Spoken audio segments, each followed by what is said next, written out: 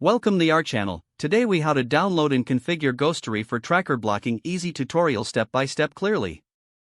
First, open your preferred web browser. Go to the official Ghostery website at ghostery.com. Locate the download button on the home page. Click on the download button. Choose your browser type from the available options.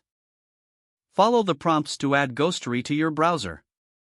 Once the installation is complete, look for the Ghostery icon in your browser's toolbar. Click on the Ghostery icon to open the extension. You will see a welcome screen with some information about Ghostery. Click on the Get Started button to proceed.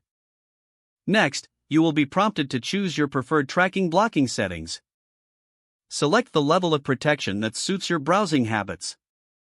You can choose to allow, block, or customize specific trackers. After configuring your settings, click Save. The Ghostery extension will now begin blocking trackers as you browse. To access additional settings, click on the Ghostery icon again. From there, you can manage your tracker preferences and privacy settings. Explore the dashboard to see which trackers are being blocked. Adjust your settings as needed for optimal browsing experience. Ghostery will continue to work in the background, enhancing your privacy online.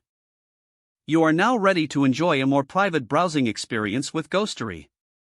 If the page does not load, refresh the browser or try again in a private or incognito window. Make sure you are using the correct email address, then retype it carefully to avoid small typos. If your password is not accepted, use the reset option and create a new strong password you can remember. Check your spam folder for verification or security emails, then complete any requested confirmation steps. Enable two-factor authentication if available to improve account security and reduce unauthorized access risk. After signing in, review your profile details so your contact information and settings are accurate and current. If you see an error message, note it down and try again after restarting your device and internet connection. Log out when you finish, especially on shared devices, to keep your account and payment information secure. Don't forget to like this video and subscribe to our channel for more step-by-step tech guides.